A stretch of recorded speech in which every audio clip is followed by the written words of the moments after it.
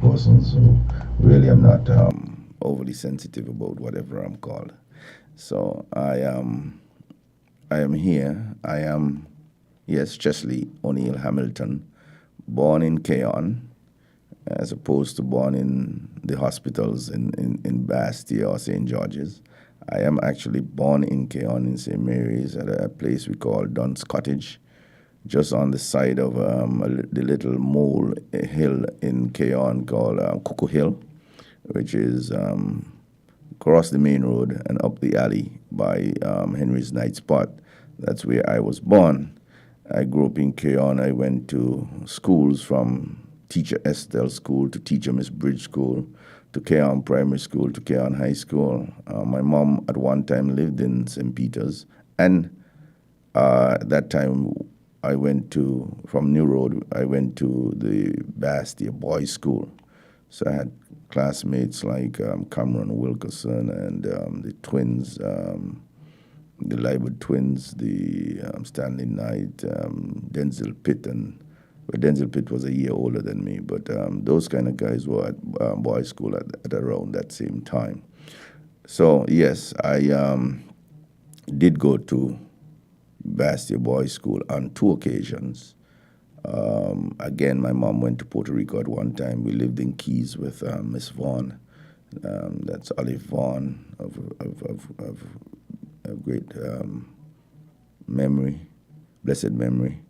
And we lived there and did get to know the Keys Connery area good because they had animals, cattle, goats, sheep, and we had to tie them out across Canada and so on. So I know that area, hopping the engine back and forth, the locomotive back and forth. My dad is from Keys, but he had his business established in Keon. My dad died in December, Valentine Grant. So therefore, God bless his soul. He grew up in Keys, and he's related to people like Monroe and Ralph, and they're at the top of Keys coming in just past what used to be Crook Shop.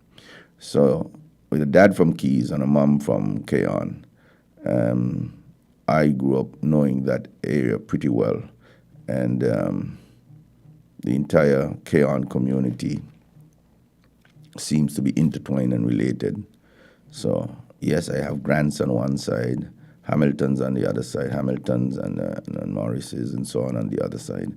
But the Warners, the Whartons, the Frasers, the Walwins, all are related to me, so it is very difficult for me as a male to date anyone from the Keon area, and I have to be very careful in terms like that. But yes, I did grow up in the Keon area and went to high school, went to the technical college in Bastia as well, left the technical college and went into the police force for a year and a half, and then went on and migrated to Canada. So in Canada, I was able to get myself qualified. First, a diploma at Seneca College in General Arts and Science, first degree in politics, a second degree in law and society, and then a third degree in the LLB in law. So, I returned home and I've been practicing law. I'm called to the bar in Ontario, so you're right, further afield. I'm called to the bar in Ontario, and I'm in good standing with the Law Society of Upper Canada. It's now the Law Society of Ontario. I have an LEC, which is a legal education certificate from UWI, which allows me to practice from the Bahamas in the north to Guyana in the south. So I've been practicing in St. Kitts Nevis, Anguilla, the BVI, and I did my pupillage, so to speak, in Trinidad when I did the 6 months course in the chambers of Carl Hudson Phillip, and therefore I benefit tremendously from that experience for about a year before returning home and starting to practice. Yes, I did hold many posts in the People's Action Movement, first as the General Secretary and then as the chairperson for about 5 years. And yes, I did contest the seat in Constituency 7 on 2 occasions against the illegitimate Prime Minister, the now illegitimate Prime Minister, and I said that because he doesn't have any legitimate cabinet. He doesn't have a legitimate cabinet, or he doesn't have a legitimate majority in parliament. So therefore, it is safe for me to say that. And I competed against him twice. It's sort of a sacrificial lamb position. Eugene was in constituency number 8, and I supported him there. So therefore, he contested twice against Cedric and lost, and on the third time he was successful.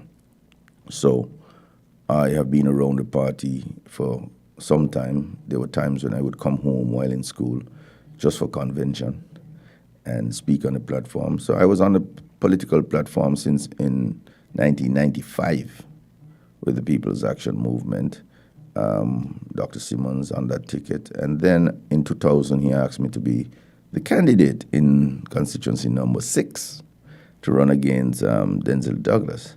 Ricardo Keynes was working at the time with the Nevis Island administration.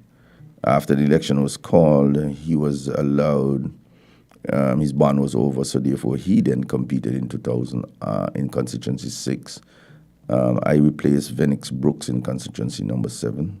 I was asked to do that, and I volunteered. I've always given up myself and sacrificed to be a team player and to do whatever is needed of me within the party construct and to contribute to national building. So I did that twice, and then I pivoted and went into my practice full time. Was pretty successful throughout the region, and I tend to say it, whether it's confidently or not, that I'm one of 2 black men who left the country and bought a building around the square, and the other one being Robert Bratcher. so I am able to say that as a countryman coming to town, and as Congress Maynard would say from time, I'm able to show off my trophy, So that is, in a nutshell, how I have evolved, and I was pretty successful doing my law practice until this problem hit. And I call it a problem because it was Martin Luther King who said, the ultimate measure of a man is not where he sits in time of comfort and convenience, but where not where he stands. The ultimate measure of a man is not where he stands in times of comfort and convenience, but where he stands in times of controversy and challenge. Mm-hmm.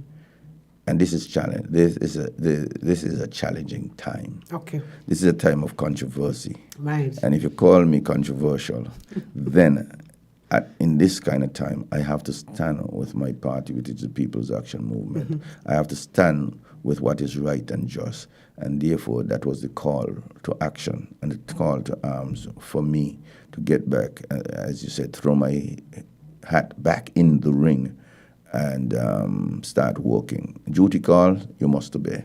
And therefore, duty called for my people in constituency number 8, for the people of this country to say, listen to me, not only better days are coming, but better can be done, and better will be done. So therefore, that's why I'm here, to offer myself for service, for advocacy on behalf of the people of constituency number 8. The people of the constituency number 8, I'm willing to give you the kind of advocacy I've been given to people in the courtroom, successfully so, for the last 20 years. And I'm now ready to move my advocacy skills from the courthouse to the House of Parliament and to the cabinet room.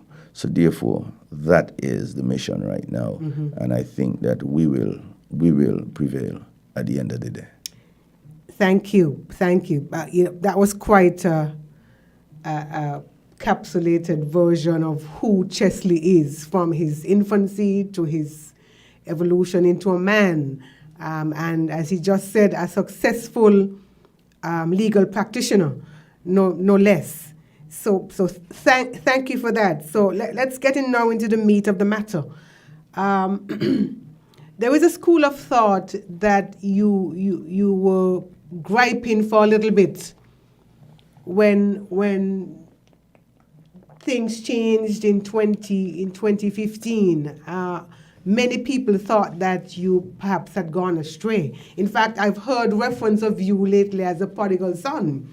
And those of us who went to Sunday school know that the prodigal son is or was this child who, figured that, he would take what was due to him, and he went away and he lived, as the Bible calls it, riotously.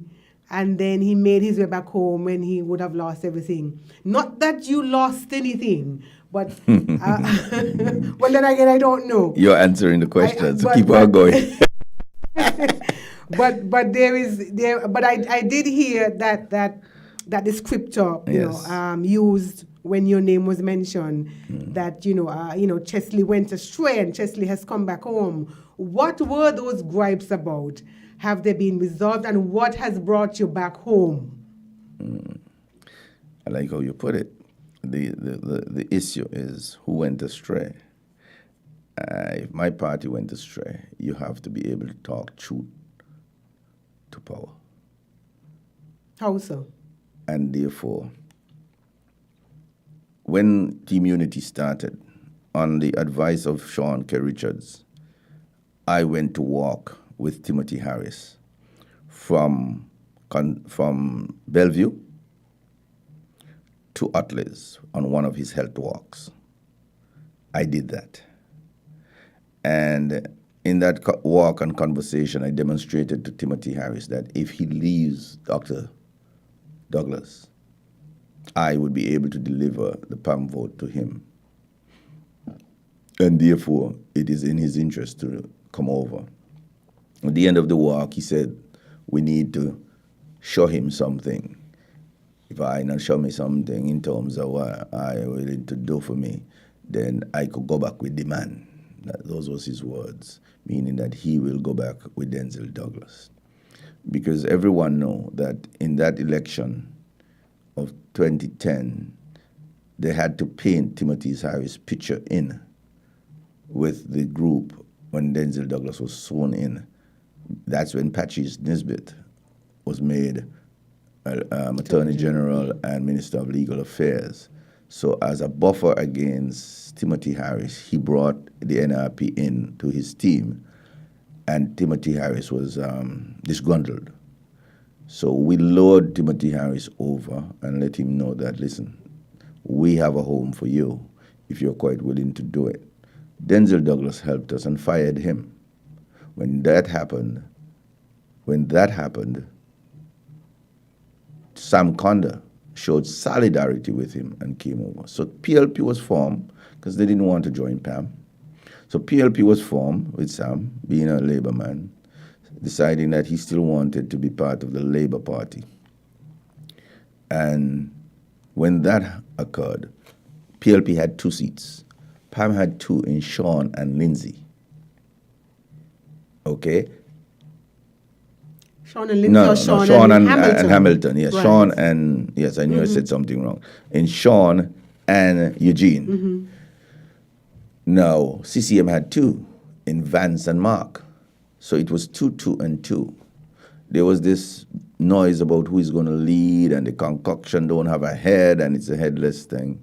My advice had always been the leader is chosen from among the elected members of Parliament. And if you're going into an election, you do not know who is coming back and who is going to be there. So, but everybody was making the noise ahead of time to make a decision as to who will be the leader. So Sam, Tim, Eugene, Sean, Mark, and Vance made a decision that Tim would be leader and be leader for 2 terms. It is something that I didn't agree with, because look at what happened. Sam didn't come back, yet Sam was part of the decision making. Lindsay was elected. Lindsay was not part of that decision making. Ian Patches Libert was returned to as the representative for number 1. He wasn't part of that decision making, even if he then endorsed the position. That was what happened. But what I'm saying here is that Timothy Harris, who had 2 seats in his party, came back with 1. If there is a breach of an agreement, it is that he breached. He did not bring back his 2. Okay? Sean in his wisdom and in whatever he chose to do, and he make up his mind and he give you his word, he always keeps his word. Sean then decided, listen to me, I signed that this man would be prime minister, and I'm willing to still give him the support, even though I have the majority. In fact, the Governor General, Sir Edmund Lawrence, called Sean and asked him to form a government. Sean then said, yes, I thank you, but I am willing to support Dr. Harris as the prime minister. So it was Sean's decision to make. After doing that, he then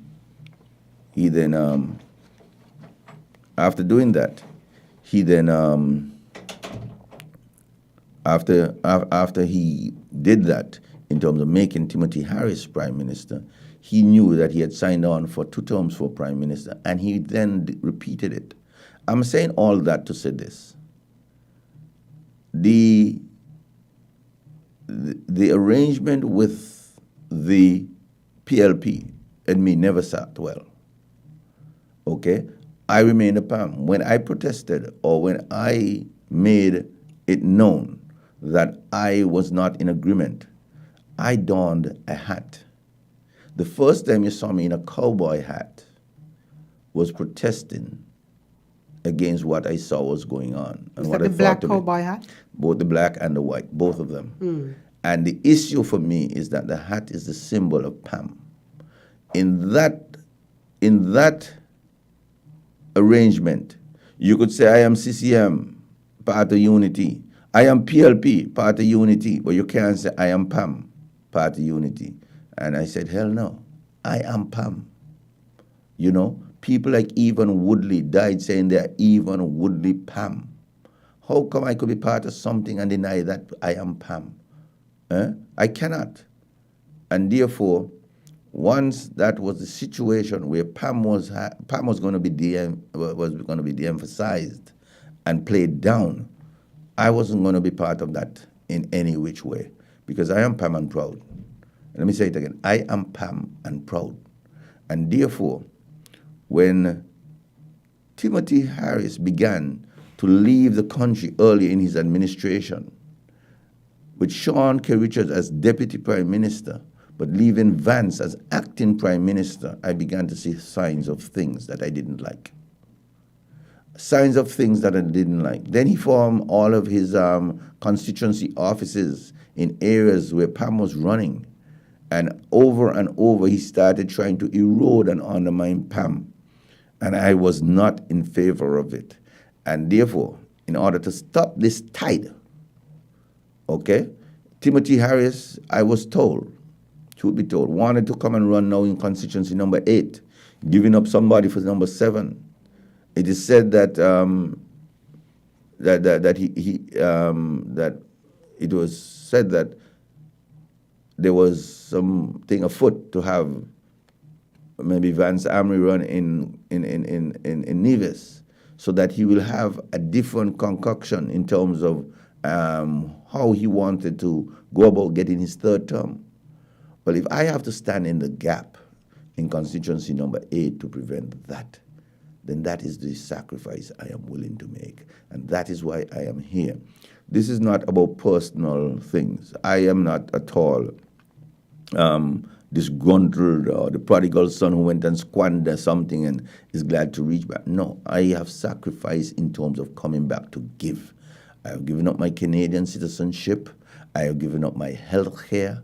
And I have decided that I do not want any health care until the average man and woman also has health care in St. Kitts and Nevis. I am not signing no government health care plan. I am not signing a parliamentarian health care plan. I do not want to be on it until the average man and woman in this country can say they too have health care. And that is where I stand on the issue of health care. That is what I call representation. That is what I call in sacrificing for the greater good and the better good. And that's what I'm here to do, to provide that level of advocacy, selfless advocacy on behalf of my community, on behalf of my people, on behalf of my country, because we need it now more than ever. Thank you. Thank you for that solid exposition and explanation.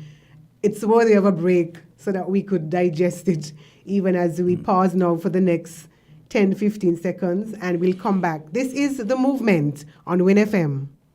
The views and opinions expressed on this program are solely those of the participant or caller and do not reflect the views of WinFM 98.9. WinFM reserves the right to disconnect any caller who infringes the law or offends the right of any person. The station will also refuse to take any call from any person who, in WinFM's considered opinion, is likely to expose the station to liability for statements made on the air.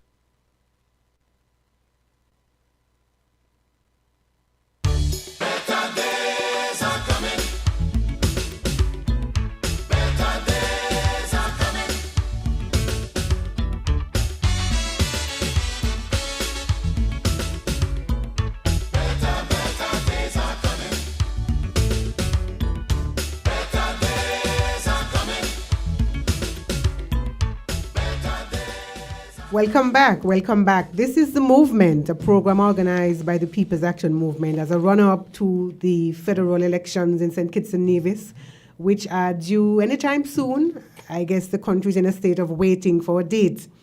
And this platform is being used to introduce the PAM, the People's Action Movement candidates to the electorate, whether you are in the diaspora or you're here locally, or perhaps you're not even very interested in St. Kitts politics, but you just want to be attuned with what is happening.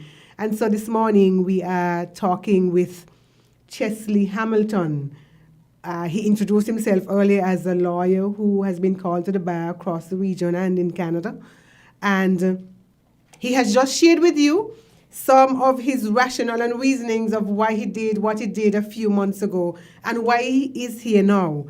And so, Chesley, you're basically offering yourself to the people of constituency number 8, a place that you have been born, a place that groomed you, a place that made you who you have become. So this is your second coming to politics, I want to call it, but this is the first time that you're running in the constituency of your birth. I have observed of late that there's a lot of emphasis on, I was born here. This is my constituency. I know the shopkeeper and the fisherman and the beekeeper. I own my place here. How very important is that? I mean, and we live in a small island, and I don't know that there's necessarily a need to mark a territory as such, because you ran in constituency 7 before, and now you're back at 8. But so this time, what it is that you are going to bring to the table to the good people of constituency number 8? What are they going to expect from candidate Chesley this time around? The difference is sometimes you are a transient person. You might have visited an area, but you don't have deep roots in the area. It is not that with deep roots you would better be able to serve, but understanding the intricacies of the community is important. You understand the family dynamics, and you could understand what is at play. Sometimes a person who have a little deference or distance too might be a little bit more objective. So either one can play into something positive. But when one speak about being from an area is to show how deeply rooted you are in the area and why you're coming. Now and offering your services, are you qualified beyond just the fact that you're born or from an area? What are you offering? Have you made yourself into a success before you come and offer yourself? Or are you using this as a ladder to some sort of aggrandizement or fame? And that is important. So which is it for you? Well, as you can see, I have lifted myself up, the bootstraps. You don't really want to let me to tell you that I left high school with probably the equivalent of 1 level and was able to go abroad and make myself into a lawyer and come back home and being very successful at it. And therefore, if I can do it, I'm basically saying the opportunities that I got elsewhere, the people of constituency number 8 that I know are leaving school with 5 and 6 and 7 and 8 and 10 and double digits worth of O levels and so on, can go further than I did. And therefore, I want to see that potential. And our plan is that even when they want to study, they shouldn't be borrowing at 9, 10, and 11 and 12% interest from Development Bank, but it should be below prime. And if, for instance, somebody in Keon who wants to do pathology wants to study, and we don't have any pathologists in St. Kitts, why shouldn't that person be given a grant? 3 people be given grants to go away and study pathology so that we could have benefit from having a pathologist in St. Kitts rather than having to bring in one every time there is an unnatural killing, homicide or something. I'm basically saying we need this. We need these things. We need to offer scholarships to our people rather than be building prisons. You know, we need to offer health care rather than be building prison. We need these things in our community. We need to solve the water problem in our country rather than be building prisons. Talking about the water problem, I know that water in Keon, I mean, you're called Green Valley these days, and it seems it's just a name that is, I guess, maybe a legacy, but it doesn't have its true meaning. How do you intend to resolve that water issue, that perennial water issue for Keon, part of your constituency? The water problem is about managing a resource. I mean, we were walking last night and there was a pipe that was dripping on Warner Street. And I saw it was dripping all day, and I saw the legitimate prime minister went over trying to turn it off. That is how concerned he is about water. I mean, for me, I'm accustomed to hear those things, so it didn't draw my attention to it right away. But Sean K. Richards went over, and he was there trying to turn it off. And they said, well, after I see him do that, I called one of the gentlemen that I know worked at the water department. And I tried calling my brother, who I know is head of the water department, didn't get him, because I needed to let them know that there was a pipe in Keon that was a public pipe, a public standpipe, which was leaking water all day, and the people of Keon, it's a precious resource. So it's about the management of the water. That's not the only problem. Let me say this. We depend on rainfall. But with the amount of development that we have been having, most of the water run off and run back into the sea. We cannot afford that. We need to build a sluice. These sluice, when during crop time, there's some holes up the range and so on for the water to go into, so it gets back into the water table quickly. And therefore, we're not doing that. We're not maintaining the sluice and these things for water catchment. So we need to catch more water upstream before it reaches down.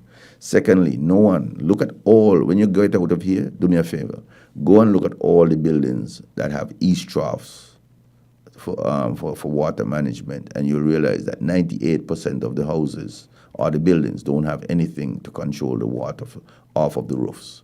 So therefore, we're not controlling the water in that day. We're not catching any water. We don't have any systems built into our homes. So, very few of us have even the black tanks.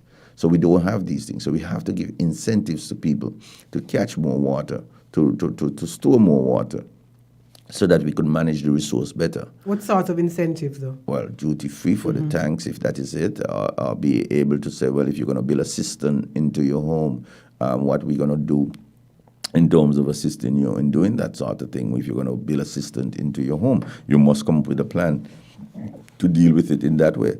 Then you then have to deal with the issue of reservoirs. If you can't build reservoirs, build those big tanks that catch the water and have the pressure to provide it. So therefore, we need those kind of things. So that is the other thing: the reservoirs and the big tanks that you see sometimes when you're traveling to the States and so on for water. We need some of those sort of things so that we could store more water and provide water with pressure to some areas. Once you have done that, then you need the drilling of wells.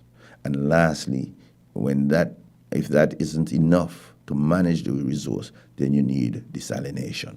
So it's a holistic approach towards water conservation and management that you need. And if you don't do it that way, you are going to miss out. We need those things. We need to manage your water. We need to pay for water. We need water because water, they say, is life.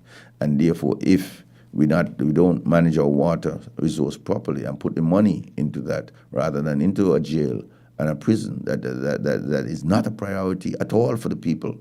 I mean, who is going to be in this jail of almost 400 cells Why is that a priority at this point in time when our people can't afford to live, when people are on PAP, when people are on STEP, not getting any pension, when auxiliary workers cannot get a pension? When I met a family, in Keys, okay? When I met a family in Keys, okay? And for the first time, I'm going to mention the name of the person, okay? This is a man who is Heads Byron, okay? A relative of the present Minister of Health, you understand? Who has a cancer bill of $85,000, $136,000 for 10 months. That tells me it's about $5,000 a month for oncology treatment.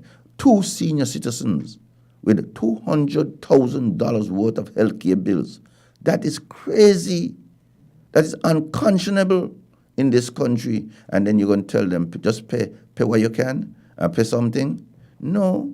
No senior citizen in this country is supposed to be going through that when we have billions going towards a prison. Billions. That is unbelievable. I cannot accept that. Heads is related to Byron Conda. This is a prominent family in this country that has contributed to this country, both in terms of construction, both in terms of economics, both in terms of a family pedigree, right? And that family shouldn't be in their last days be suffering from cancer and having to foot these kind of bills at our institution. No way. While there are billions being sent to build a prison. Maybe this is a good time to segue into the whole question of universal health care. That was really a platform item of, actually, it was being pushed by the incumbent seat holder. Do you have any idea where that is, how far away we are from that? If that is something that your party in coalition with the CCM would look to fast forward? I think it is really long overdue. Look at it. We were speaking about universal health care since we were in opposition. So Eugene had been talking about it when he was in opposition. Marcella Liebert was speaking about it when she was in government and put it in their manifesto. Who's going to deliver it? Right? It's time for delivery. That's my point. My point is Eugene has been there for 7 years, but he's not a priority of the present prime minister, because if it's not something that he wanted for himself, he has given it to health to his deputy in Akila Nisbet. But still, he doesn't want to put the resources into it because it's not something that is under his ministry directly. And he doesn't want someone else to get the credit for saying, we brought this to the people. We had it in our platform and our ministry, and therefore it is all about him, his own self-aggrandizement. So this was not a priority for him. I mean, we had a committee that went about meeting with the people, coming up with a way to bring this thing to the people. And up to now, it cannot be implemented. I am simply saying if it's too much, and I don't think it is, too much for government to pay 100% of it or whatever, even if you tell the people you're responsible for 20%, your employer is responsible for, let's say, 35%, even if your employer is responsible for 30, that's 25 and 30, that is 55. Mm-hmm. And if the government is responsible for the remaining 45%, we can have it. A joint effort between private, public, and individuals. We could do this if we want to have a health care plan for everybody. I am saying it can be done, it should be done, and it is a necessary thing. Parents shouldn't be running around when their children are sick, trying to walk around with forms, sponsorship. Mm-hmm. When you're elder, people are sick and have already contributed and are just on social security or on pension, we shouldn't be worrying what we're going to do and leaving them there to die. That is not right. We have to do better. And the workforce, being as small as it is, right, if it's this going to look like a tax on the workforce, then we must come together. We must bring business together. We must bring workers together, and we must bring all together in terms of government and the SIDF funds and so on to make sure that healthcare is a priority. They say the health of the nation is the wealth of the nation. So therefore, we must do this rather than be building a prison. Prison cannot be a priority for $2.4 billion, 5,000 passports. If you even say, hey, to fund this, we need 1,000 passports. Let's do this. Let us do it. But that's supposed to be the priority, not a prison. That is not. What is a prison going to produce? What is a prison doing for the average person?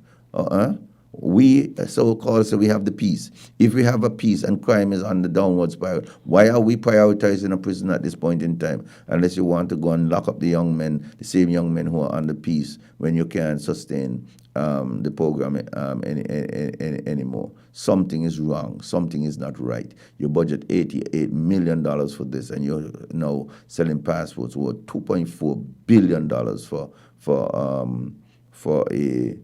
a prison. Something is not enough. Something is fishy. And then you're billing it in constituency number 7. Why? Constituency number 7 as a secure prison. When you have to traverse all sort of Lodge Gut and Atlas Gut and Keys Gut and all these kind of things, is a national security risk. Something ain't right. Something isn't right. Somebody is confused and somebody has lost their way. And as Mark Brantley said, when you are prioritizing incarceration over education, you are a failed leader. Somebody said, and we're going to take a break now. Somebody said that the 2.4 billion is a number that, unless you break it down, is lost on you. And that if you divide it over the population, each of us could have gotten around $48,000-$50,000. Well, the math is there. It's a lot of money. I mean, if you were to take that and give everybody a payout in St. Kitts, we would each get $50,000. But everybody would be able to afford health care, because health care is not going to cost you $50,000, and therefore. And sometimes preventative health care, gets out of the way the bigger bills, because if you have the means with which to eat better and exercise and do checkups, then you need a better water thing. Bastia with a high water table and everybody using septic tanks is a ticking time bomb in terms of a public health crisis. We don't want to reach to the state of Barbados a few years ago when we had sewage running down the road, but we are in a position where we can definitely raise funds to build a sewage system in Bastia, Old Bastia, and have a sewage plant to treat our sewage and deal with this thing once and for all. We have the means of raising this kind of a fund to prevent a healthcare crisis. We saw what happened at the Bastia High School. If that could happen there as the tip of the iceberg, where there was almost 1,000 students over a 10-month period every year flushing and using the facilities, we don't want the rest of Bastia as we develop.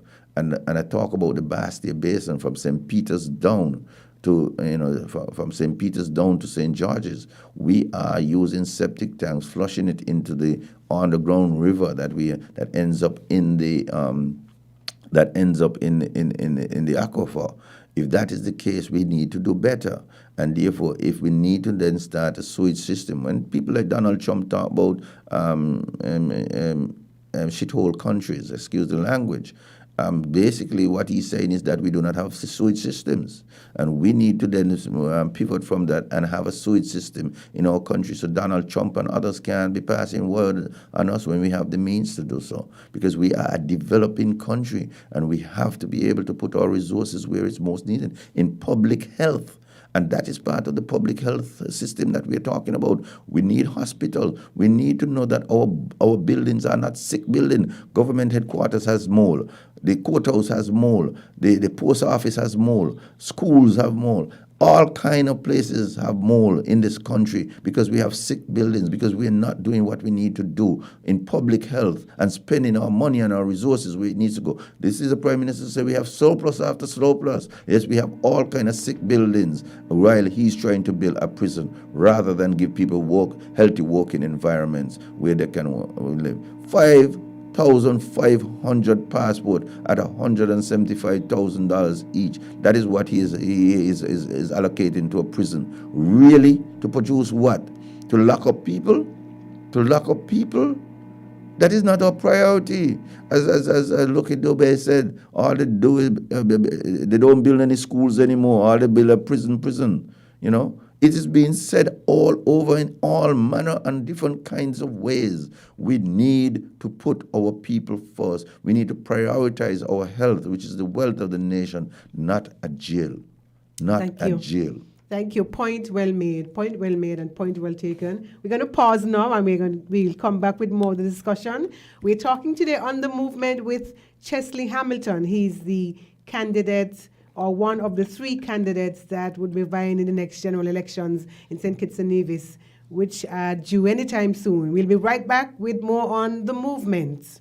The views and opinions expressed on this program are solely those of the participant or caller and do not reflect the views of WinFM 98.9. WinFM reserves the right to disconnect any caller who infringes the law or offends the right of any person. The station will also refuse to take any call from any person who, in WinFM's considered opinion, is likely to expose the station to liability for statements made on the air.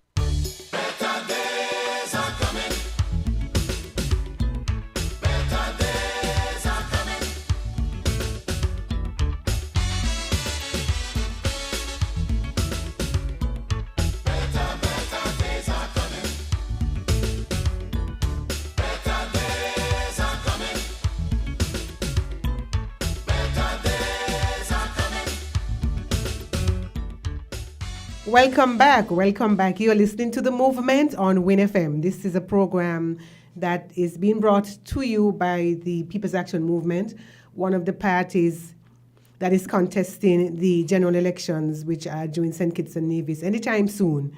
This morning we're talking with candidate Chesley Hamilton. He is one of three candidates vying for the constituency of number 8, which stretches from Half Moon to Connery, Keys, Keyon, Canada, Otlis, St. Peter's, Kitsadats. That's a huge constituency. Now, Chesley, I don't want you to miss out on an opportunity to tell your constituents and especially your potential supporters what it is you're going to do for this huge constituency. I mean, it is. I think that may be another of the more diverse constituencies in St. Kitts, in addition to constituency number 1. So your constituents are glued to this program. I'm sure you told them that you were coming here. And there's some maybe in your canvassing that you were not able to get to. They're still kind of, not holding out on you.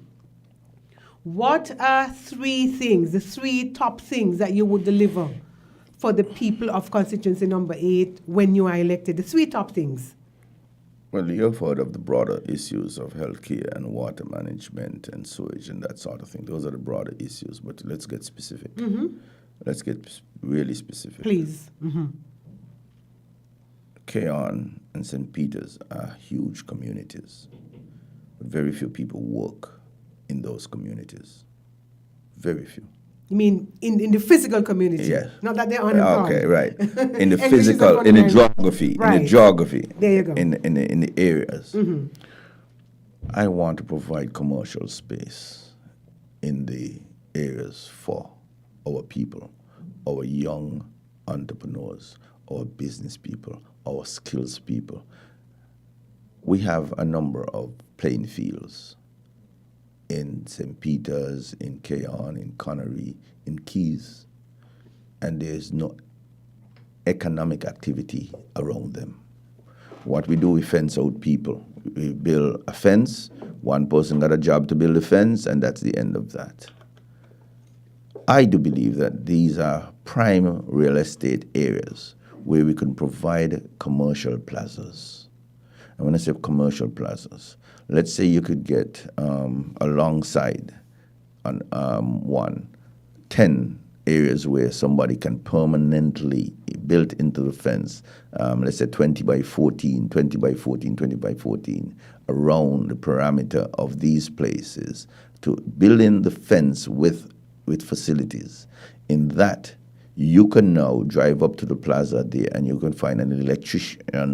This electrician has his place. The carpenter has his place there. You have the painter, the tiler, those kind of people who are into those kind of trades, having a place where they could pull down the shed at the end of the afternoon, close up the business, go back to the place and work. You need those sort of places for people who have skills to have a business place around some of these places. Now let's go up to the second floor. You may have a young lady who does braiding, one who does nails.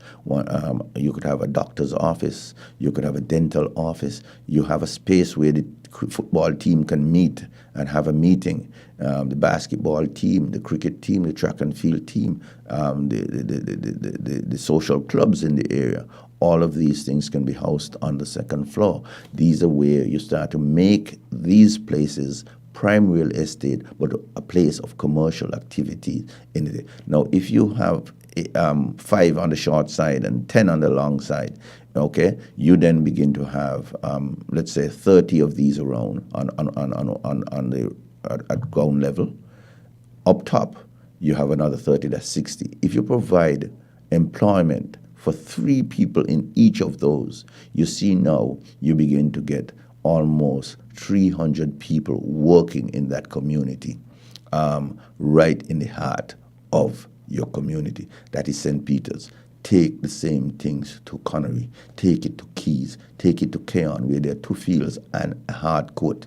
You begin to provide opportunity for a person who wants a sports bar, a person with a barber shop, the person who wants a salon, and giving them something permanent in the area.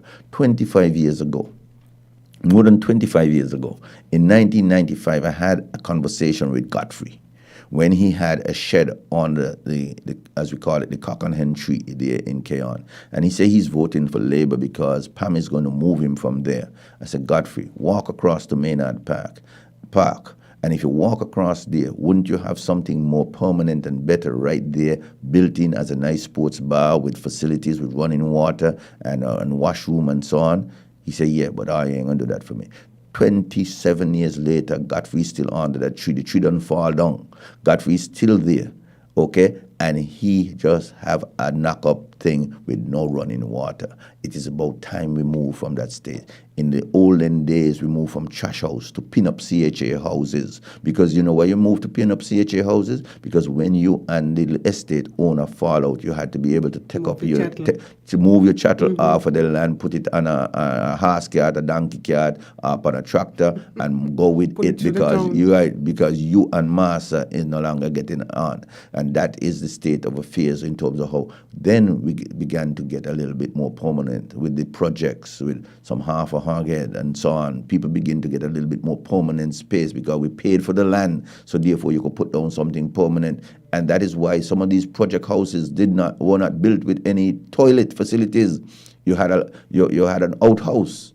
You understand me? That is, people don't know these kind of things. But that is because when Master said go, you got to be able to go and take up your bundle and go. Well, we move from that stage now.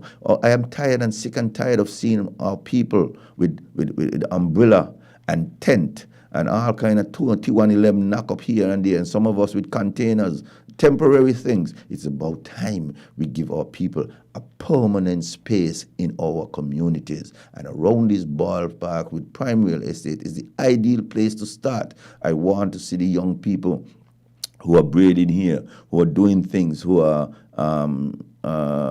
skilled workers, having a place where they can call their own. The person who wants to start a roti shop, the person who wants to do a little baking of cookies, the person, even if Bass in St. Peter's want an outlet in the plaza, he's supposed to be able to have 1 or 2. And therefore, these are putting people to work. These are the things I want to see in my community, because because it is important that we own the heart of our community. The Indians and the Chinese and the Russians are not supposed to be coming in and buying up our real estate and therefore having the commercial activities. We went through this before with the Lebanese and the Syrians and others. Why are we now going through it a second time? This is neocolonialism coming all over again. We have to give our people, the indigenous people, a piece of the center of their towns, a center of their communities. And I want to see that in Keyon. I want to see that in St. Peter's. I want to see that in Connery. I want to see that in Keys. I want to see us owning the center of our community.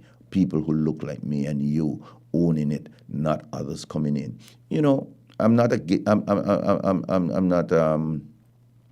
prejudicial, but I'm basically saying the Chinese government gives its citizens 2% loans to come and invest in foreign countries and give them a grace of 4 years to start paying back. Well, why aren't we giving our people a hand up in a similar place, a permanent space where they can do business and compete? Because if we do that, there is something permanent to pass on to the next generation. And the next generation will say, well, I don't want a mom and pop shop, just a little space in a commercial plaza.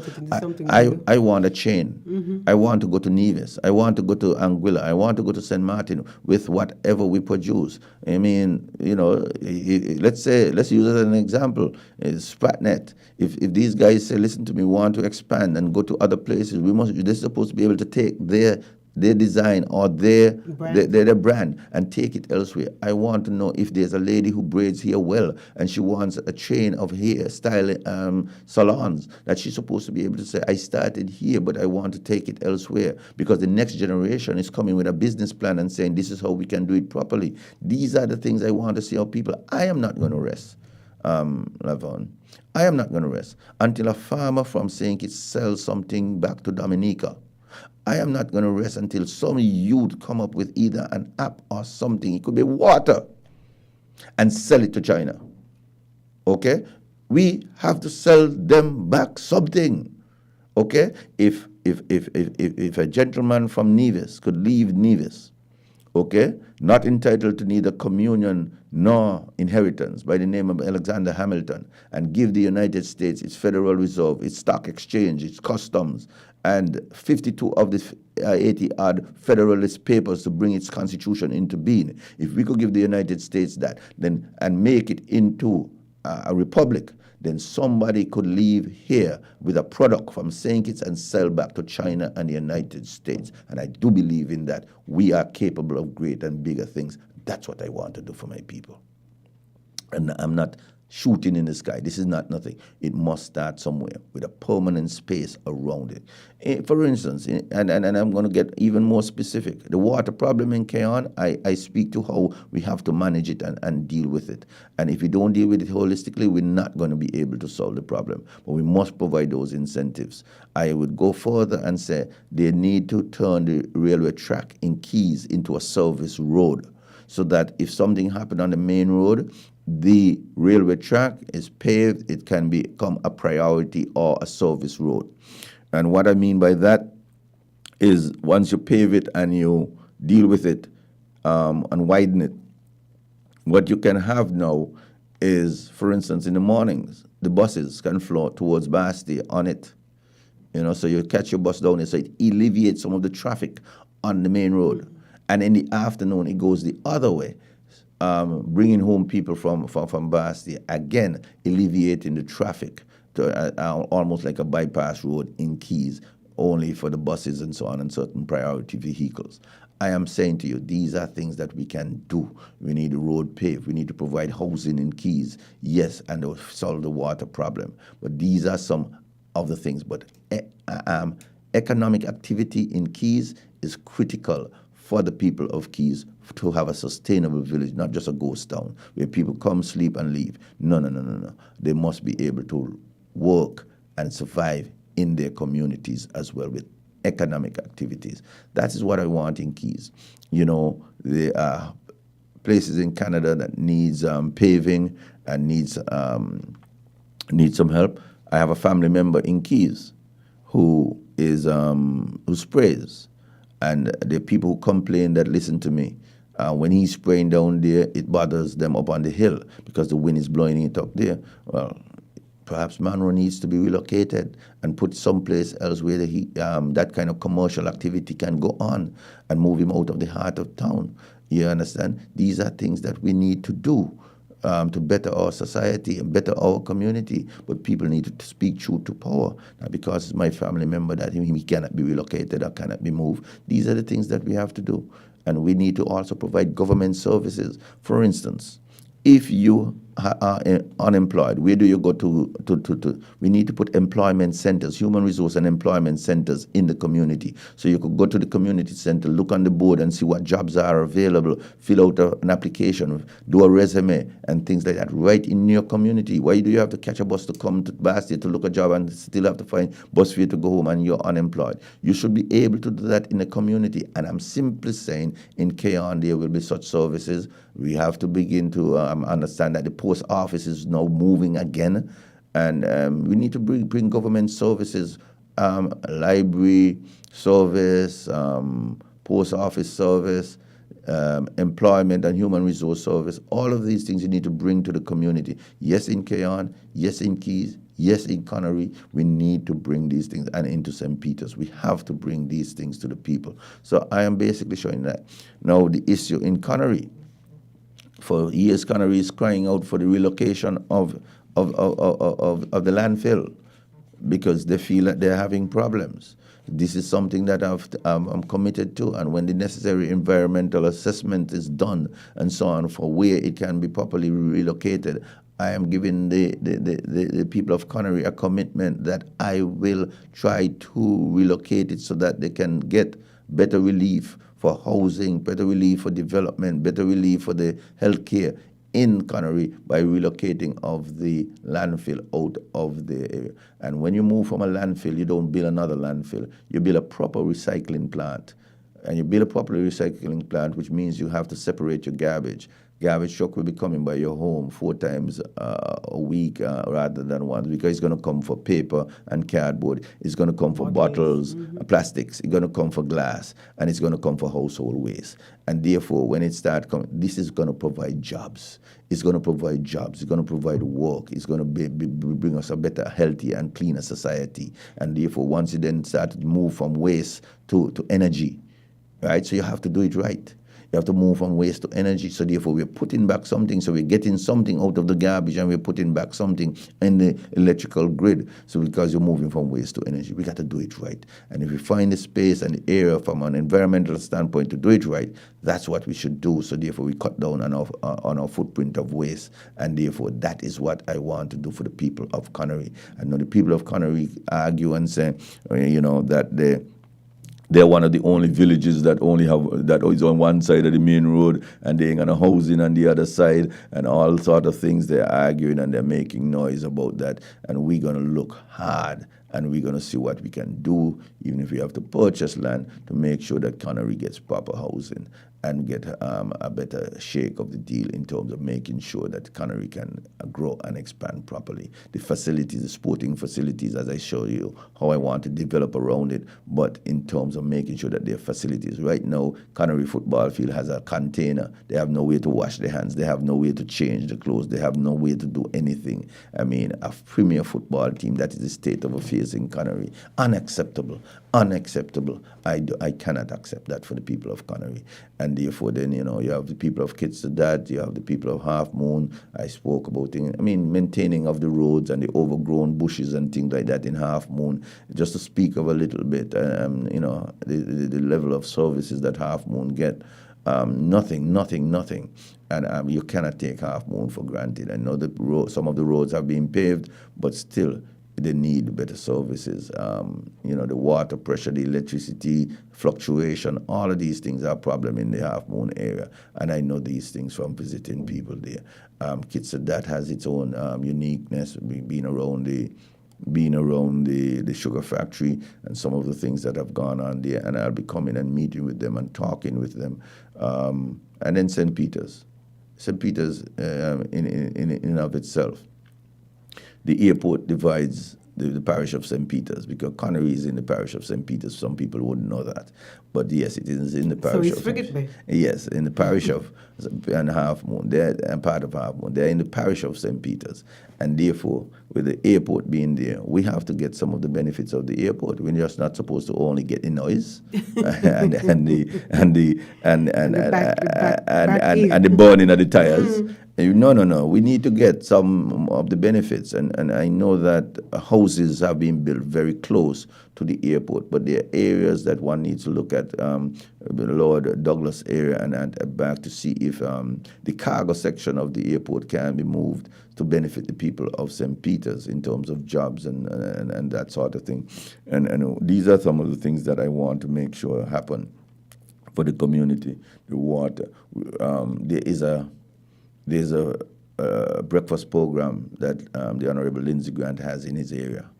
And we want to be able to say, let's make this a national program to have breakfast in the schools, even in constituency number 8. But we want to do it with a twist. So therefore, if Bass Bakery is in the St. Peter's area, the bread should come from Bass Bakery. And if somebody else, Mr. Rogers, have eggs, then the eggs supposed to come from Mr. Rogers to help the people. And the tomatoes or the lettuce or whatever should come from the farmers in the area, contributing towards the breakfast. That is what we want to do, to put our people, so they have a program in which when they grow produce, they have something in which it would be sold and marketed right away, a program run by the government to say, well, listen, if you produce tomatoes or lettuce or whatever, it's going to be sold into the breakfast program. These are the sort of things that we want to do to help our people. I could talk about the farmers in the area, whether they are marijuana growers or food producers. We want to make sure that they have a place under the tent of the People's Action Movement and the CCM movement. So these are the things that, in a nutshell, we want to do. There are roads that need paving in Lower Stapleton and other areas. The people of Cedar Grove are asking for different services and the roads to be paved over at Milligan and so on. These are things that are developmental. We have the funds where we could pivot towards these things in terms of infrastructure development rather than dealing with building a prison for $2.4 billion and selling 5,000 passports. We need to make sure that our infrastructure is better. We need to make sure that we don't have open sewage and drains, but we have a better health system. I talk about how you're going to pick up garbage and separate garbage. I mean, there are people who are crying out and saying, listen to me, when the ladies have babies and they have to be putting out Pampers every day, it's, for the smell, the stench, the rodents, all kind of things. You can't be putting out bio-waste and leaving it out there for once a week pickup and this sort of thing. These are the things that people are asking for better in their community, and we want to build better, healthier societies in the community. My catchphrase is this: not just a society, but a just society with Chesley. That's my catchphrase. It sounds like a line that came from one of my favorite Calypsonians, Short Shirts. It was something I heard in 1979. 80, the Labour Party in Antigua had that as its slogan. That is where the line came from in his song. Yes. That's where, not just a society, but a just society. And being an advocate for equal rights and justice for all, that resonates with me, because we talk about fair share. But when you're talking about fair share, it's really about equal rights and justice. Whether it's for Nevis, whether it's for the people who need health care, whether it is for the people who need water, who need the roof fixed, whether it's for the people who want to be on the PAP or on the step, whether the people who are just looking for a little tap up and a little help, who are looking for a job, who are looking for a student loan or the economic cost being paid. Equal rights and justice for all is supposed to be the mantra, and therefore I would repeat again, not just any old society, not just a society, but a just society under the leadership of Sean Kenneth Richards and the People's Action Movement, coupled with the CCM. Thank you so much. I picked up on a few things. We normally allow for the interaction of our listeners at 11:15, and we're at that point now. But I picked up on a few things which struck me. there's still a huge underutilization of our community centers. I don't know why. As citizen level, I can't for the life of me understand why a community group has to seek permission and write in advance and run to the hoops and do 3 backflips to get permission to use a community center. I know that they have been all outfitted with Wi-Fi. In fact, the Wi-Fi is so strong you could even access it from the outside. Yet, I'm not seeing any programs to access these community centers. In the meantime, we have our young people who are twiddling their thumbs, probably waiting for a job, but in the meantime could go into those very centers, like you said, create an app, do something that would utilize the infrastructure that is there. But alas, these community centers have remained locked down under lock and key for many, many, many, many years. But before we open the line, I want to have you develop a point that I've been hearing you make on the platform, and perhaps you could maybe tie this into this whole $2.4 billion prison project, in terms of being able to finance the idea, because you've spoken a lot about the victims program, and how the victims of these crimes ought to likewise be compensated.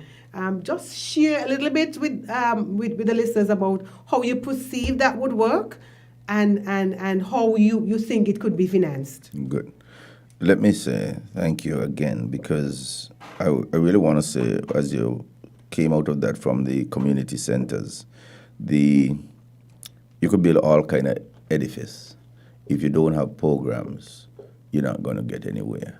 You must have the programs, and you must have the personnel and the capacity, the competencies to make these things work. But it comes with a vision. One of the things I also want for the community of St. Peter's is a local council. Chesley Hamilton alone can't run St. Peter's and St. Mary's. Let me say it. Chesley Hamilton alone cannot run St. Peter's and St. Mary's. If the church tell you that they need 2 priests and two vestries, then why Chesley Hamilton as a politician going to think that he could run 2 parishes? It is impossible. And then still run ministries, and then still want to run his personal life? It ain't possible. So therefore, I need a local council for St. Peter's. Let's say maybe about 10 people, 2 from up Orgies and Stapleton, 1 from maybe up Cedar Grove, another set from up and along St. Peter's, New Road. And then once you have about 12 of them, you can say, listen to me, we have a local council to look after the immediate community needs so that these things can get solved on a quicker and more timely basis, up through the chain and back down in terms of delivering services. You need one for Keon and Atlas. And then you need a third one for Kitsdad, Needmus, Half Moon, Connery, Canada, and Keys. Once you have those 3 community local councils, you can begin to deliver services to your people. Now let me pivot now to the question that you asked about the peace program. You cannot deal with the former perpetrators of crime only and think that you have peace. Because if one of those gentlemen who are now on the peace grow up and start living a good life, and he's on the hill, but he was the one who I find out shot my father, and my mother had to struggle to bring us up, I am going to be vexed, angry, and want to have some sort of recompense. And therefore, the second wave, filled by anger and a generational thing, could be worse than the first wave. We have to deal with that. Anybody who deal with social intervention, who deal with psychological intervention, social norms, will tell you that you must deal with these issues to have proper and lasting peace. We don't have to invent the wheel.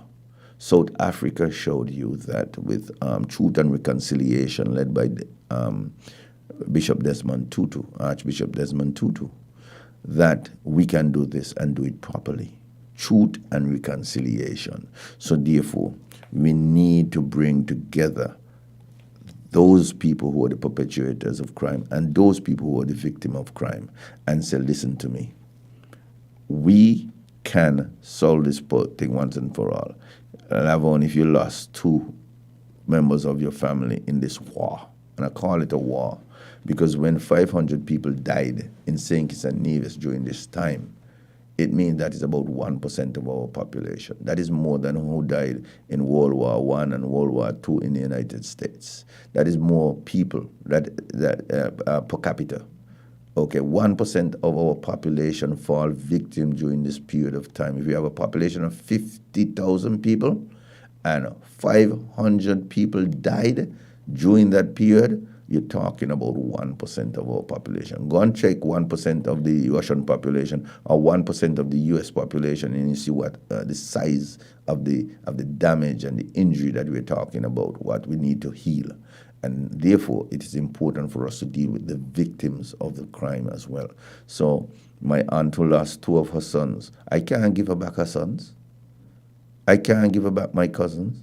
But if I said to the AO that 500 times 1,000 is $50 million, and therefore a one-time payment of $100,000 to the family, maybe with a piece of land or something, as we say to those who lost loved ones, this is something we cannot give you back your child, but we can give you something to help the healing process.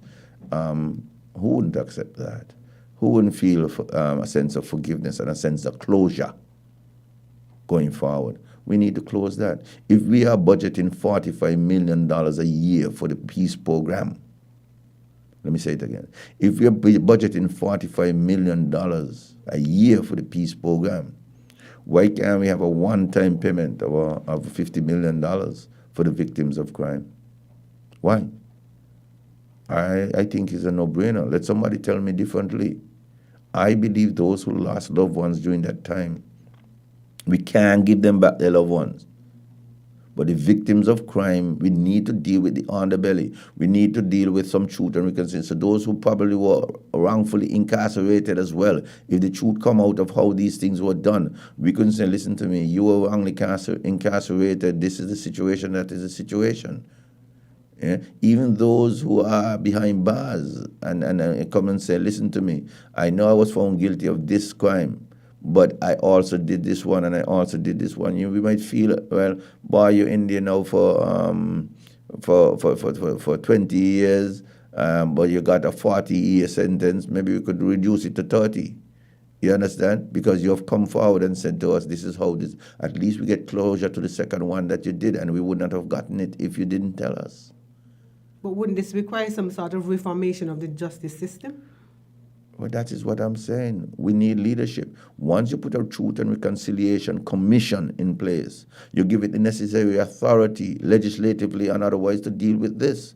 We don't even have a proper parole system in St. Kitts right now. The system is broken, but there is no leadership. I have worked in the system. When I was going around saying, talk to these young men, if you don't talk to them, you can't solve the problem. People say, let them kill out themselves. There is a certain sector of society is cleansing itself. People say, let me put them in a boat and carry them out and sink all of them. Take them in the square and shoot them, hang them as high as we can. That is what we thought was the problem. But if there is no justice, there is no peace. And if there is no peace, there is no prosperity. So now that we have relative peace and the numbers are going down, we have to deal with this peace and secure it and do it properly. Otherwise, we're going to lose this opportunity. And in the second wave, is going to be worse than the first wave. Lavon, beforehand, people used to fight with machete and cutlass and so on, knife and so on. Then they moved to guns. The last case that I did, it is alleged that it was an M16 used in the murder of the person in that case, who happened to be a cousin of mine. An M16. Okay, that's an assault rifle. Well, if that generation is using assault rifle to commit crimes, the next generation is going to be using missiles. They're going to be staying behind the console, like when they're playing video game, and they're going to fly a drone over and drop it on Lavon Keynes' house. No, God forbid. You understand? I am simply saying to you, the next generation going to use the mental, strengths and brain power. Not for good, not for good, but for bad. And we don't want that. We don't want missiles going over the hill and landing on your house like in the Middle East or in Northern Ireland when they were fighting against the Catholic and the Protestants. We want to make sure that we secure this peace once and for all, and it can be done. And Chesley Hamilton is speaking and simply saying that the peace program will be formalized, it will be dealt with in a proper way. You're not taking them off the table.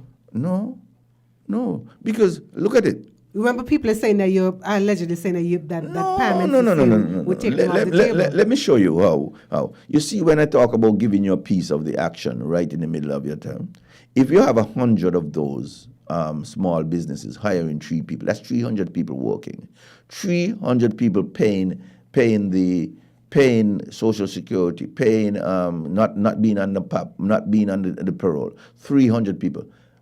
Cajola is going to be closed. Cajola is going to be closed in November. They only employ less than 160 people. So when you have 3 people per one of those units being employed, you see how you're transitioning people into empowerment? Mm-hmm. That is how you do it. Now look at all the ball fields and all the areas around the country, in Sandy Point, in Newton Ground, in St. Paul's, almost every community. In every community, mm-hmm. in Atlas, in Mansion, in Tabernacle, and you see how many people you'll be putting to work, transitioning off of the dole, off of government parole into productive work. Our listeners are getting antsy. I think they know that it's past the time when we normally entertain calls. I'm getting the cue that we have a call. Good morning. Welcome to the movement. Hello. Good morning. Okay, there's another one. Good morning and welcome to the movement. Yes, greetings. Greetings. Greetings, ma'am, and same to your guest. Thank you. I always say that, politicians talk too much and do too little, but, we listen to you, my brother, and you see the things and why you talk? Yes, brother. Is that we are in dire need of happening. It should have been done years. Yeah, man. But this time, the meditation is intact, and we wish you all the best. Thank you, Eli. Thank you. Yep. All the best to be in a position to implement these things, I know, my brother. I know, man. Implement things, because be a pussyfooting we see for years. Be Yes, a pussyfooting.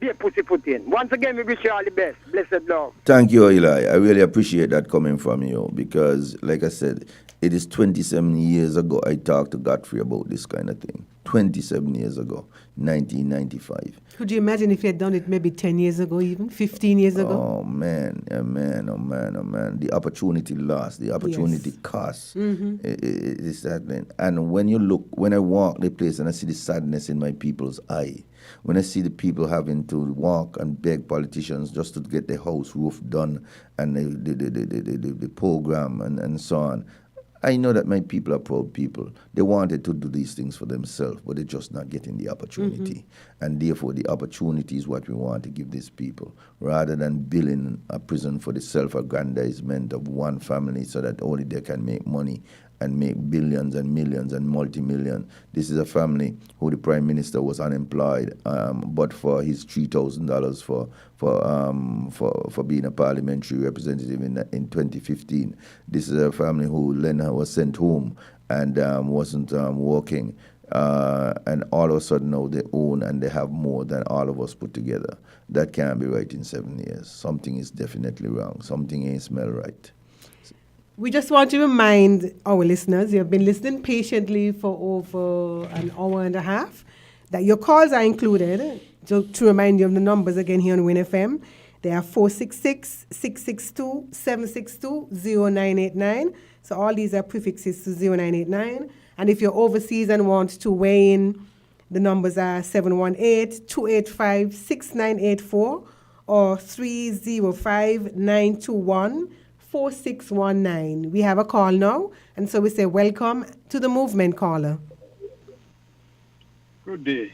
Good day. Good day to Chesley. How are you doing? I'm doing well, and you? I'm here taking it easy. But I'm here thinking, if the people of St. Kitts and Nevis were to ever make the mistake and elect a PLP administration to office, what if the leader fall ill or is off island for a long period? Who can, out of all of them, the rest of them, which one of them would be able to carry on business as usual?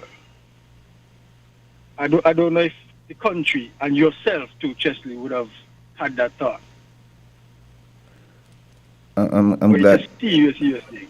I'm glad that you have raised it, because some things I really don't abuse my mind with certain things, and to entertain that is to abuse my mind sometimes. I really don't pay attention. Try not to pay attention to certain things, because I use my brain for a lot of things that are good, and therefore when I'm not using it for good in that way, I try to get it some rest.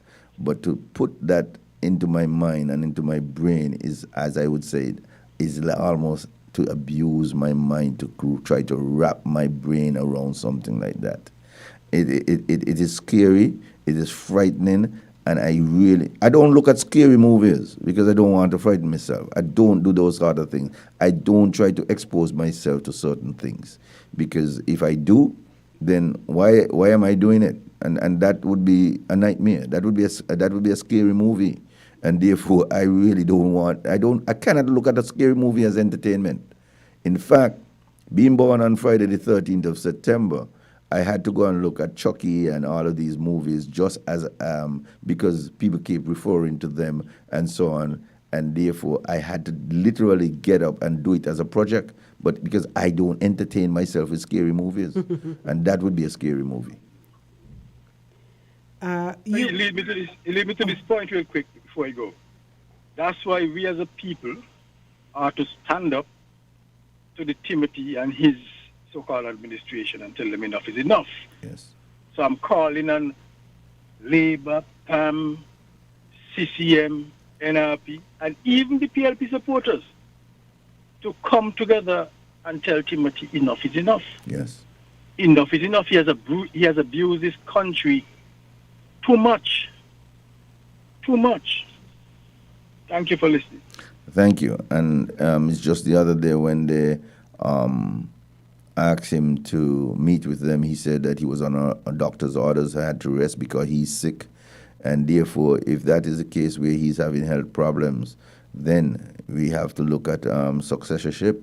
And if he's not going to be unable to govern, who among them going to be able to take this country forward? It is scary, the efforts of this man to lust for power and the greed for power. And I'm hoping, and I'm working hard to make sure that the likes of Timothy Harris never grace the seat of prime ministership and higher office in this country ever again. We're still waiting for calls. Your calls are still included in this discussion. But while we wait, you spoke very, very casually, very lightly around a subject matter that I think still perhaps is one that especially the young people who has some interest in this industry or in the potential of this as an industry are saying that they're yet to hear any party, talk about with any degree of seriousness. And this has to do with the plans for the build-out of a marijuana program in St. Kitts. Is this something that your party has given any thought to, and you can share any information at this time? Yes. Well, hold that thought so we could entertain this caller. Good morning. Welcome to the movement. Good morning. Hooray to PAM and CCM. Thank you. Do you all realize that the country realizes that we are dealing with something passing a lot of night? You all realize that the country realizes that we are dealing with a King Saul and David, shepherd by David. I talk in the earthly language, but we have a King Saul, let me turn on this radio too. King Saul and Shepherd Boy David. With all the shenanigans that here going around, that's a King Saul is here, you know. King Saul ain't want nobody tell him anything, you know. He has a God blessing. He was anointed as if was king of Israel. But because David took on a battle and he was successful, he got jealous. Jealous of Shepherd Boy, but God had more things for the Shepherd Boy to do. And he became king also. But I believe Mr. What's my name? Mr. Hamilton. When you come by where you come, I can tell you something. I want you to see for yourself. Thank you. I can show you something which is quite possible. It costs some money, but I want that to be one of your projects.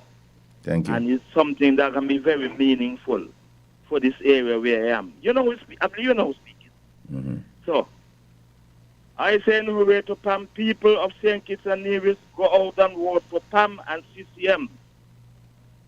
PAM and CCM. Even if you slip once, that doesn't mean you're going to slip forever. Give us a fair chance to take back the reins of government. I am very surprised by some of the people who were bought by the PLP. And it had to be with money. Some of the people, I know them to be some staunch PAM supporters. I know them personally and all of that. And I really wonder they went to sleep one night and awake the next morning and they had a mental disturbance. I don't think they're in the right mind, but they have a few weeks still to reconsider. And don't come back on board and do, you're supposed to do, feel comfortable. Anyway, let somebody else call. Thank you, caller. Thank you. Next time I'll call you. Miss Keynes, have a good time. Have a good day. Thank you, sir. sir. For a long, long time. Thank you. Have a good Thank day. you, sir. Right, Thank you bye-bye. very much. You likewise. Goodbye. Yeah. In terms of the marijuana industry, and let me say this. I just gave up Canadian citizenship. Marijuana is decriminalized throughout the whole of Canada.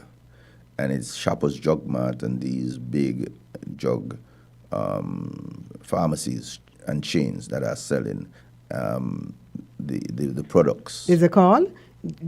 I would ensure you get to that point, Chesley, but just let's allow this caller in. Good morning. Welcome to the movement. Good morning, everyone. Good morning. And your guest. Good morning, dear. Yes. Chesley, there are two things that I think I should bring up. You're not in my constituency, but if I were and you came to me, these are the questions I would ask you. Yeah. One, I've followed your discourses on radio. Mm-hmm. And one of the things that concerns me is that you seem to interpret the law to the letter. Maybe that's a good thing. But the problem is that, as you well know what they say about the law, and sometimes it comes down on what does not appear to be natural justice. And to me, you seem to take a very flippant view of things, right? I recall, for instance, and this was before Mr. Grant's case with the police, the whatever he had with the police. That even before that, you basically defended what happened, for instance, at the Marriott. Okay, that one stuck with me. Basically saying that, well, if the people decide that they still want him as their representative, even though they know what they did, who are you to say otherwise? Well, I would argue that because you're a lawyer, you should be coming down on justice and what's right. And that was definitely not right. And this leads me to my second concern. When you talk about the victims of crime being compensated, sure, but how are you going to delimit the victims? What about law-abiding citizens who live in that environment of fear? Shouldn't they be compensated too? You see, the thing is, right, I agree that these guys who perpetrated these acts, whether guys and girls, whatever you want, they should have a second chance. They should be reintegrated into society. But they should not do so at the expense of law-abiding citizens, people who follow the straight and narrow and didn't choose that route to make themselves heard. Up to now, I don't understand why young people felt that this was the way to go, to be heard, or to take it out on the society because they felt marginalized. And that psychoanalysis has not been done. And as far as I know, the gangs remain intact, which is why you're concerned about the second wave, right? So I'm saying that there should be some, well, if you don't want to call it punishment, restitution or whatever, restorative justice or whatever, for against these people who did these acts, right? You can't live in a society where you think you can do what you wish just to be heard or just to get some reward. You know, that a society cannot be built in that. So I'd like to hear your view on that. I mean, how do you, at the same time as you talk about truth and reconciliation and forgiveness and all of that, how do you at the same time give justice to, as you said, the victim and people who stayed on the straight and narrow, and how do you send the message, because this is the important part, send the message that this is not the way to build a just society by criminal activity. Thank you. Thank you very much. Very insightful. Now there's a phrase that the voice of the people, right, is the voice of God. And if you believe in that, then once the people have spoken, whether by the ballot box, by their vote, when a jury go out and come back not guilty, if you accept that as part of justice, whether you think that a person did the crime or not, if you accept that as the same natural justice you're talking about, then the jury's verdict is the jury's verdict. And if a person go before the jury and say, I am here, I have come, and the jury votes to send them back to Parliament, do you accept that verdict? That's all I'm asking you. So therefore, if Grant goes before the people and say, listen, I have sinned, I have come short, but I have come to you in recompense and I ask for you to vote for me, and the people then send him to Parliament, are you saying that the people, the verdict is wrong? I am just asking you, what do you prefer? Are you asking me to be God? Because I'm not going to be God. I'm going to accept the verdict of the people. That's the verdict. That's the majority verdict. And the majority verdict was to send Lindsay to Parliament. And therefore, the voice of the people is the voice of God. So therefore, now let's come to the other aspect of what you're talking about. And you're talking about the compensation for the law-abiding citizens. The law-abiding citizen. The law-abiding citizen has no country and nowhere for prosperity if there is a war. Unless you are into selling guns and ammunition, you're not going to prosper when there is a war. When the people are fighting, when you're known of the murder capital of the world, what kind of prosperity are we in? We need peace for prosperity. So there's a cost to the peace. And if the peace dividends and securing the peace calls for some sort of, it has a price to it, are you willing to pay the price for peace? That's all I'm asking. If you then say, yes, you want peace, but you say, well, I was a law-abiding citizen, me not do nothing, but me not gonna pay. There's a price to peace. Are you willing to pay the price, or you want the guys them go gun bang again? There is a price to peace. Peace costs. Can we afford to pay to And keep? isn't it almost an intangible cost as well? Yes, we cannot prosper if we don't have peace. But you want it for free. No, there's a price to it. Is it 1% of our GDP? Is it 2% of our GDP? Is it 3? Is it 10% of our GDP? There is a price to it. But don't squander it by trying cash at the problem. You could transition many of these people from the cash to proper employment. If some of these young men can form businesses that hire 5 people permanently over 5 years, that's 5 people that are not on the PEP. That's 5 people who are not on the peace. You do 100 of those businesses, that's 500 people. That's more than who is on the peace. There's ways of transitioning these people from getting a handout to becoming business people into this by giving them a second chance. So therefore, there are ways. There are ways in which you can do this. So I am basically saying, formalize the program, formalize the plan, give them places where they can have permanent stake in terms of doing business.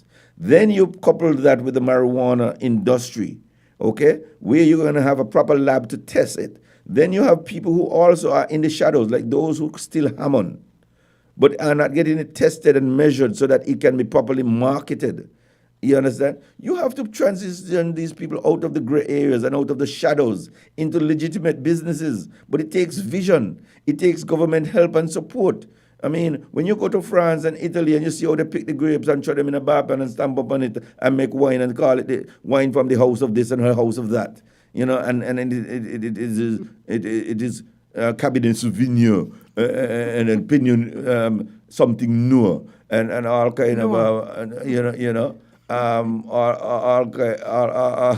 kind of Muller and Chablis Bleu and so on, and call them all kind of things. Why can't we got Courage Hammond, and we know what proof it is, or Bassi Pension Hammond, and know what proof it is, and have it properly labeled and tested and sold in our society, so that we have distillers coming out of Cayon and Connery and Atlas and Half-a-Tree. Why can't these distilleries be standardized and tested by the Bureau of Standards and given an opportunity? Same thing with the marijuana and the content of the active ingredient, the active resonance, to say whether it's high grade or low grade or mid grade. Why can't we test these things and have it? So therefore, if marijuana tourism is going to be part of what people want to come here and deal with, that's fine. Okay? Because they've been doing it in Holland and making all sort of things for years, and in the Dutch community, from Holland down to Dutch St. Martin. All I'm simply saying is that we need to be a part of this thing and ahead of the curve by giving people incentives to do these things. Look, we plant tobacco and we send the tobacco to England and to Europe, and they send back cigarettes for us. Okay? And those, cause all kind of cancer and all kind of illness, public health and so on. We not even getting something to deal with the health ramification of these products. Okay? How come we can't reap the benefit of something that we grow naturally and could be in the forefront of? Youngsters are leaving here in St. Kitts and they are going to Windsor, Ontario to plant marijuana and earn a living, and are sending back home money and putting their money in the bank. But a youngster here in St. Kitts, if he plants marijuana, he's a drug dealer, he's a drug cultivator. That can't be right. People in Colorado doing the same thing, and in California doing the same thing, but they are businessmen, they are foreign investors, and therefore they are allowed to put their money in the bank and be able to then pivot into other businesses. Yet youngsters here can't go with the money that they make from the same product and walk into the bank and deposit it, because they have to fill out all kind of form to say where it come from, and that is drug money, and that is illegal, and they are money laundering. We cannot continue to criminalize our people, and therefore we need to get rid of some of these laws. We need to decriminalize marijuana. I want to let people know that alcohol is not legal. Alcohol is decriminalized.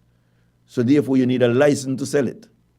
Therefore, if you're under 18, you can't buy it. Mm-hmm. You're not even supposed to sell it retail on a Sunday. Up to now, that is still on the books. You need to get things like that off the books. You can't sell alcohol on Good Friday. You cannot sell alcohol on Election Day. You understand? These are still things. It is regulated. It is decriminalized. And we can do the same for the medicinal and recreational marijuana industry. We can do that. We have the mental capacity But and the will, what intelligence about the will? and the will. We must have the political will and leadership to do these things so that we can be ahead. We got to liberate ourselves from mental slavery. We have to liberate ourselves. We have to do these things for ourselves. We cannot be led by Europe, who only want things for themselves, and from America, only want the benefits for themselves. And as long as they can lead the way and be top of the chain, it's okay. We must not be getting the crumbs from the table. We want the lion's share for our people. And St. Kitts and Nevis must go forward. St. Vincent is ahead of us. Canada is ahead of us. All sorts of countries are ahead of us. Even, I think, some country I heard in the Middle East now, I mean, in Southeast Asia, is now dealing with marijuana. One of those countries that used to cut off your hand and put you in jail for life and Singapore, so on, maybe? right, is now letting you use marijuana. We have a caller. And so we say, welcome, caller. This is the movement. Yes, Megan, one final question. Mr. Hamilton, what do you say to those who say, well, how can those who are responsible for the mess that we're in, that we have to go back to the polls 2 years after an election, how can we re-elect them? What makes us think that if they did not get the governance and other issues right the first time, that they're going to do it again this time? And what do you say to people who say, with these guys lied to us? They gave us the impression that things were okay when they were not. Right? And as such, they don't have the character, they cannot be trusted, they don't trust each other in the first place. They cannot be trusted to deliver this time. What do you say to them? And did you, as a candidate, before you became a candidate, did you agonize over an issue like that and still decided to run along with them? Why couldn't you have run as an independent candidate? Okay, then. Thank you, caller. I think that question was asked by that caller to every candidate who sat in that chair, but let me hear your take on it, Chesley. Yes, it is an important question and it's a valid question. The issue is, let me take this part first. Did I agonize over running with them? As I said from the outset, it is not where you stand at comfort and convenience. It's where you stand at point of challenge and controversy. And I am standing at this juncture with these people and showing solidarity with them because they were brave enough to do the right thing. You see, you're blaming them for telling you. You didn't catch them or find them out or say, listen to me, this is the situation, and therefore, this is what happened. They came to you and said, listen to me, this is what is going wrong, and we want it to stop. And we are simply saying, if it doesn't stop, this is what we are going to do. They came to you in the majority and said, this is wrong, and we want to put a stop to it. And you're going to turn around and punish them for coming clean to you? I think that you're asking, you're dealing with things wrong. You see, this is like my mother telling me, Chesley, don't lie to me. Tell me the truth. And when I come and tell the truth, you're still with me. No, you tell me I must come and tell the truth. And I come and tell you the truth, and you then want to say, for telling the truth, I'm going to punish you. That is not what you do. You say, listen to me. You made an error. You came to me and said, listen to me, I made an error. I forgive you. Don't let it happen a second time. I am quite willing to forgive you and to say, listen to me. I am happy that you were the one who came to me and said, this is wrong. And I would applaud you for that because that's how I brought you. That is how I taught you that, listen to me, come to me. Do not let me find out on my own. Come to me and tell me things are wrong. They came and they said, listen to me, this is what is going on wrong. You have a housing program in Central Bastia run by Nubian Griot. and the Prime Minister's office, and people's houses are not fixed. How is Jonel going to deal with that? When Nubian was there undermining Jonel Powell in Central Bastia, Nubian brother Chris Johnson was running the housing program down in constituency 4, undermining Lindsey Grant, so that PLP could be in this position to say these guys did not perform. And then you then come now and then simply saying they did not perform. Yeah, and that all along it was a plan designed by the head of PLP to undermine Jonel in constituency number 2, to undermine Lindsay in constituency 4. These are the things that I know and saw. So therefore, it is not that I am going to agonize over it. I am happy that they took the bold step of ending it, and I can simply say, I am going to show my solidarity with you in moving forward, in correcting this wrong, and therefore I am quite willing and happy to lend my support with you all in correcting this wrong and getting it right and going right in this movement, going forward, onward, upward to better St. Kitts and Nevis. There's a call. Good day. Welcome to the movement. Good day. Hello. That person. Maybe I answered the person's question Perhaps. in what I had to say. Yes, and so maybe they forfeited their time. So we are almost at the wrap up stage. We hope that people have been listening, following, taking notes, moving towards a better decision, because this is all part of. I call this almost like a plea mitigation, and you're a lawyer, you know what that is about. Yes. I mean, if people are listening and there are all sorts of views going around in their head, you now have to make the best case possible so that when that time comes, people can give you a fair chance. Let me say this. In constituency number 2, for instance, you had 20 years under Denzel Douglas in constituency number 2. Mm-hmm. And then you moved and you had 5 years of Marcella evening opposition. Jonel Powell has been there for 2 years. But in those 2 years, as I said, the housing program being run, the roof program being run by the Prime Minister's office, and inside there was Nubian Greer running that program and having more say than Jonel Powell in constituency number 2 because he was empowered by the Prime Minister.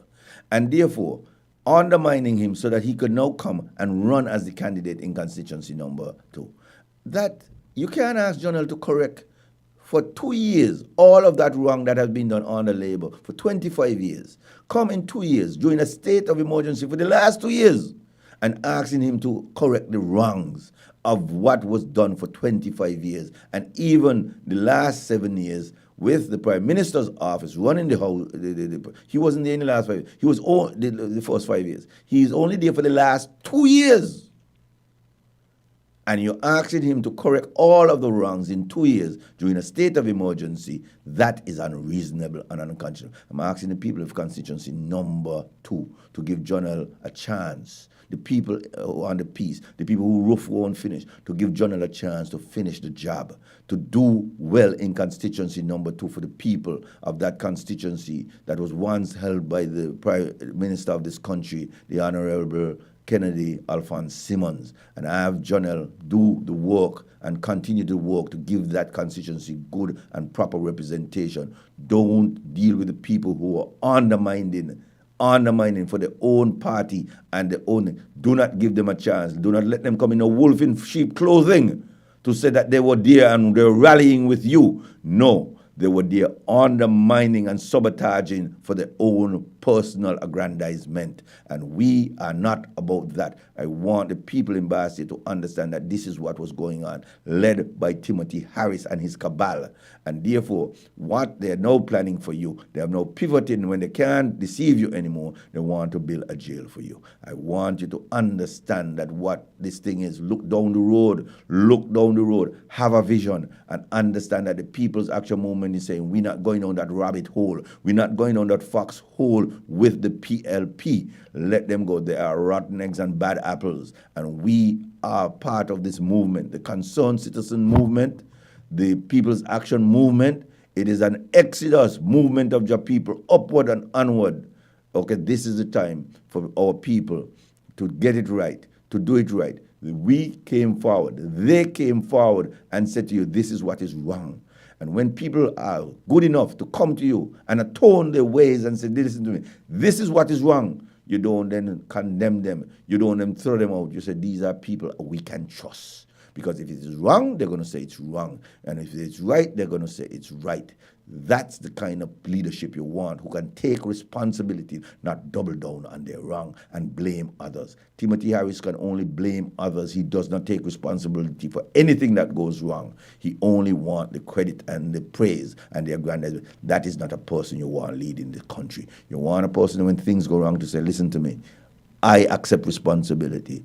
I was the one who made the decision, and I take full and complete, the buck stops here, and I am quite willing to tell you, I can fix it, and I will fix it.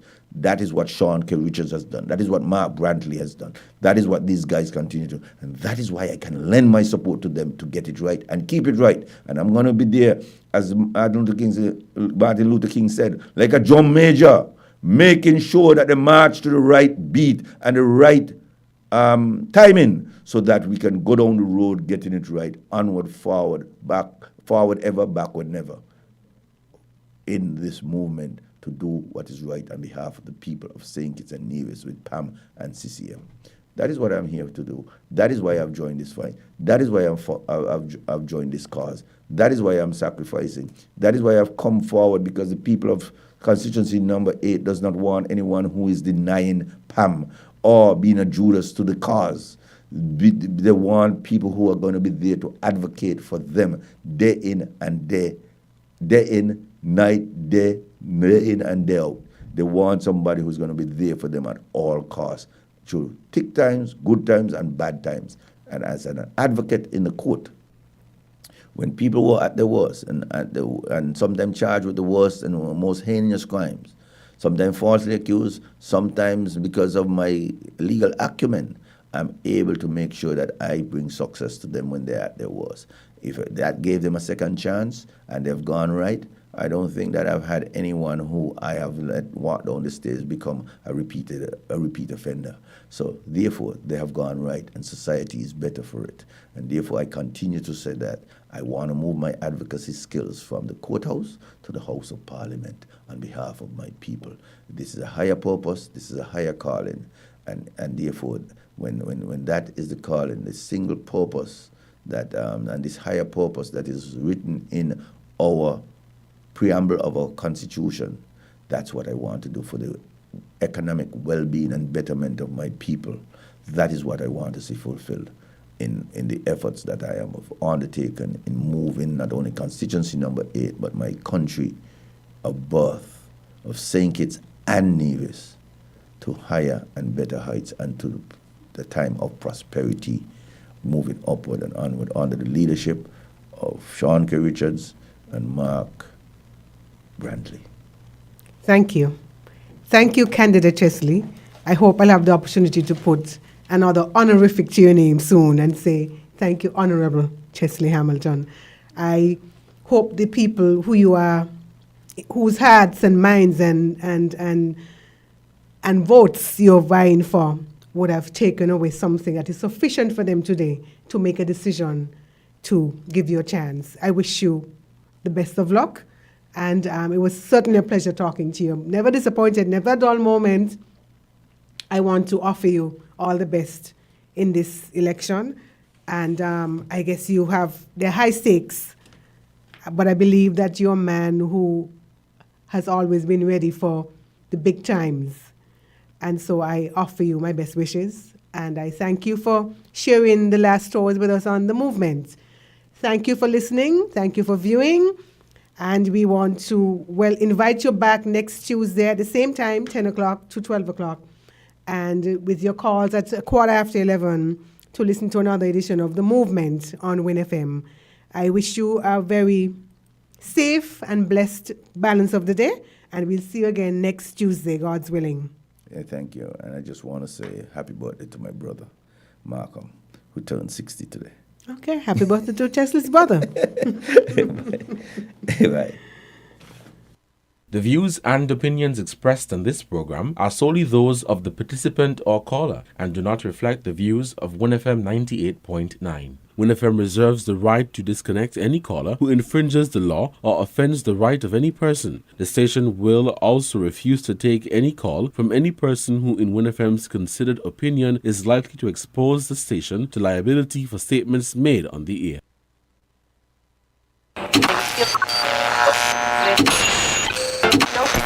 You found the sound. 98.9. Win FM.